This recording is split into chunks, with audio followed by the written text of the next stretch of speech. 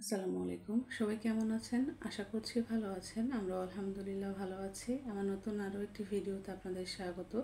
তো আমি গরুর মাংসের আচার বানিয়েছিলাম এই প্রথমবার, তো সেটাই আপনাদের সাথে শেয়ার করছি। তো এখানে গরুর মাংস নিয়েছি আমি 1.5 কাপ, ছোটো ছোটো টুকরো করে নিয়েছি। তো তার মধ্যে দিয়ে দিচ্ছি আদা রসুন বাটা 1 চা চামচ, লবণ দিয়ে দিচ্ছি পরিমাণ মতো, হলুদ মরিচও আমি পরিমাণ মতো দিয়ে দিচ্ছি, এটার আর পরিমাণ বললাম না। তো হলুদের গুঁড়া, মরিচের গুঁড়া, ধনিয়ার গুঁড়া আর জিরার গুঁড়া দিয়ে দিলাম। তো দিয়ে আমি ভালোভাবে হাত দিয়ে মেখে নিচ্ছি। তো ভালোভাবে মাখতে হবে। তো ভালোভাবে মাখার পর আমি এখানে 1 কাপের মতো পানি দিয়ে দিব মাংসটা সিদ্ধ হওয়ার জন্য।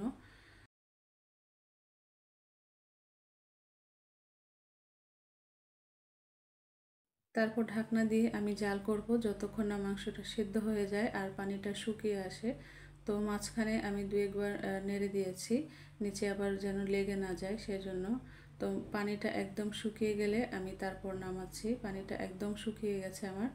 তো এখানে আমি একটা ফ্রাই প্যান বসিয়ে নিয়েছি, তার মধ্যে দিয়ে দিয়েছি 2 কাপ সরিষার তেল। তো আমার এখানে একটু ভুল হয়েছে, সরিষার তেলটা আমি একটু বেশি দিয়ে দিয়েছি। এখানে 1.5 কাপ বা 1 কাপ দিলেই হয়ে যেত। তো আমি 2 কাপ দিয়েছিলাম, 2 কাপ মাংসের অনুপাতে দিয়েছিলাম আর কি। তো আমি পরবর্তীতে 1.5 কাপ মাংস নিয়েছিলাম, সেই জন্য তেলটাও যে আমি 1.5 কাপ দিব ওইটা আর আমার মনে ছিল না। তো সরিষার তেলটা গরম হয়ে আসার পর এখানে আমি শুকনো মরিচ আর পাঁচফোড়নটা দিয়ে দিলাম। দিয়ে কয়েক সেকেন্ড নাড়াচাড়া করে এখানে আমি সরিষা বাটা দিয়ে দিলাম 1 টেবিল চামচ।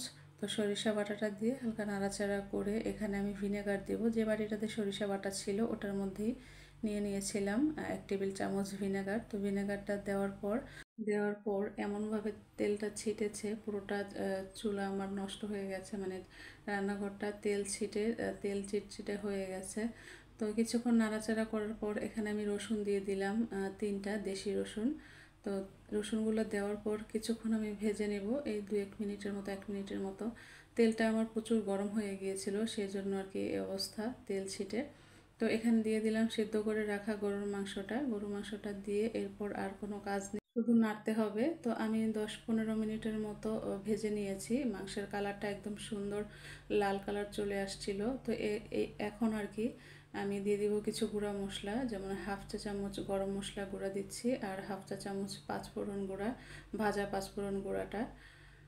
তো আমার আজকের ভিডিওটি যদি আপনাদের কাছে ভালো লাগে please like, comment and share করবেন।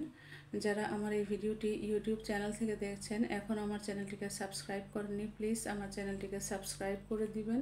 লাইক, কমেন্ট অ্যান্ড শেয়ার করে আমার পাশেই থাকবেন। আর যারা আমার এই ভিডিওটি ফেসবুক পেজ এবং ফেসবুক আইডি থেকে দেখছেন এখন আমার ফেসবুক পেজ এবং ফেসবুক আইডিকে ফলো করেননি, প্লিজ ফলো করে দিবেন আর লাইক, কমেন্ট অ্যান্ড শেয়ার করে পাশেই থাকবেন। তো গরুর মাংসের আচারটা কিন্তু আমার রেডি, একদম সবগুলো মাংসই কিন্তু লাল কালার হয়েছে, মানে ভাজা হয়েছে। তো আচারটা ঠান্ডা হওয়ার পর আমি একটা জারে নিয়ে নিয়েছি, আর তেলটা যেহেতু আমার বেশি হয়েছে তো এই জারটা ভরার পর যে বাকি তেলটুকু ছিল আমি আরেকটা জারের মধ্যে নিয়ে নিয়েছি। তো আমার আজকের ভিডিওটি এ পর্যন্তই। যদি ভালো লাগে আবারও বলছি লাইক, কমেন্ট অ্যান্ড শেয়ার করে পাশেই থাকবেন। সবাই ভালো থাকবেন, সুস্থ থাকবেন, আমাদের জন্য দোয়া করবেন। আসসালামু আলাইকুম, আল্লাহ হাফিজ।